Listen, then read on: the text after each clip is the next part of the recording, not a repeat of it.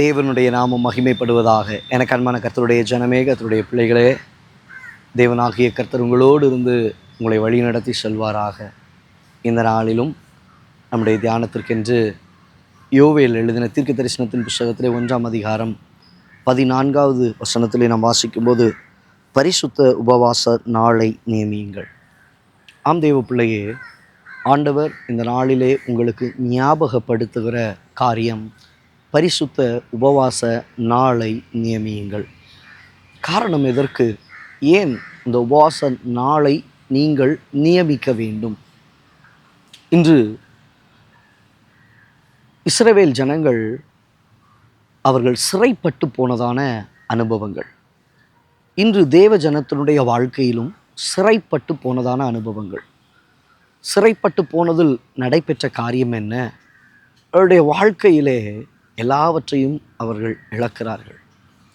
அக்கிரமத்து நிமித்தமாக, பாவங்களின் நிமித்தமாக.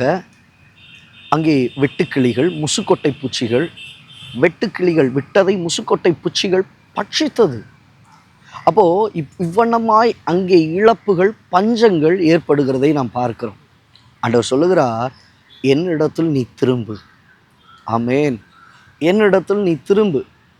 தேவ பிள்ளையே, நீ ரட்சிக்கப்படுவதற்கு ஏதுவாய் என்ன செய்ய முடியுமோ அதை நீ செய்தாக வேண்டும். அதே நேரத்தில் சில காரியங்களை தேவனிடத்திலிருந்து எதிர்பார்த்து கொண்டிருக்கிறீர்கள். அவைகளிலே தடையாய் அநேக காரியங்கள் இருக்கிறதை நாம் பார்க்க முடியும். மேகங்கள் அடைப்பட்டு இருக்கிறதை நாம் பார்க்க முடியும்.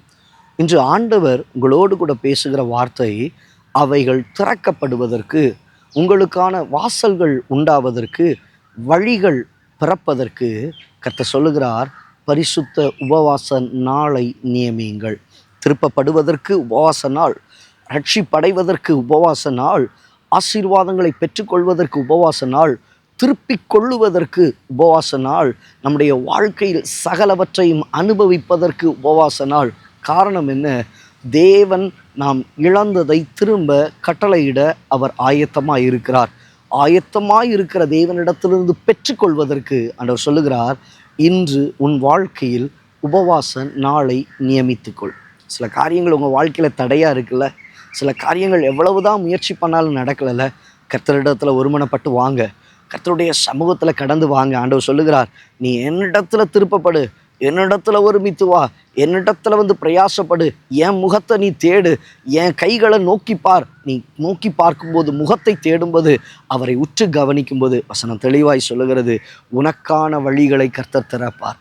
உபவாச நாளை நியமித்து தேவ சமூகத்தில் நீ பேசுகிற வார்த்தை, தேவ சமூகத்தில் ஏறெடுக்கிற ஜெபங்கள், தேவ சமூகத்தில் பரிந்து பேசுகிறதான காரியங்கள், இவைகள் எல்லாவற்றிலும் கர்த்தர் உங்களுக்கான ஆசீர்வாதத்தை வருஷிக்க பண்ணி, எவைகளெல்லாம் இழந்து போனதோ சகலவற்றையும் திருப்பிக் கொள்ள, எவைகளெல்லாம் அழித்ததோ அழித்ததின் விளைவுகளை கர்த்தர் இரட்டிப்பாய் உங்கள் வாழ்க்கையில் தர, ஆசீர்வாதமான மழையை பெய்ய பண்ண, செழிப்பாய் உங்களை நடத்த, தண்ணீர் நிறைந்ததான ஸ்தலமாய் அதை மாற்ற கர்த்தர் உண்மை உள்ளவராய் இருக்கிறார். பரிசுத்த உபவாச நாளை நியமியுங்கள். தேவ பிள்ளையே, இவைகள் பெற்றுக்கொள்வது மாத்திரமல்ல, தேவ சமூகத்தில் தேவனிடத்தில் நெருங்குவதற்கு, தேவனிடத்தில் ஐக்கியப்படுவதற்கு, தேவனுடைய தரிசனம் என்னதென்பதை கண்டடைவதற்கு, தேவன் எனக்காக வைத்திருக்கிற அழைப்பின் நோக்கத்தை அறிந்து கொள்வதற்கு, தேவன் எனக்காக வைத்திருக்கிறதான திட்டத்தை பெற்றுக்கொள்வதற்கு பரிசுத்த உபவாச நாளை நியமியுங்கள். கண்களை மூடி ஜெபிக்கலாமா?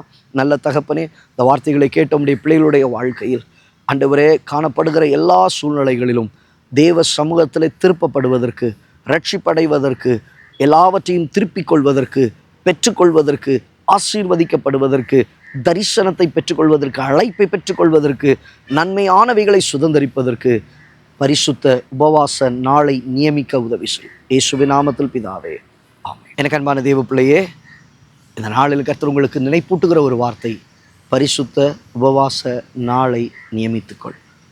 உனக்கானவைகளை பெற்றுக்கொள்வதற்கு, உங்கள் குடும்பத்திற்கான சகல ஆசீர்வாதத்தையும் நீங்கள் அனுபவிப்பதற்கு ஆண்டவர் உங்களுக்கு நினைப்பூட்டுகிற ஒரு வார்த்தை, பரிசுத்த உபவாச நாளை நியமித்துக் கொள்ளுங்கள். God bless you. God bless you.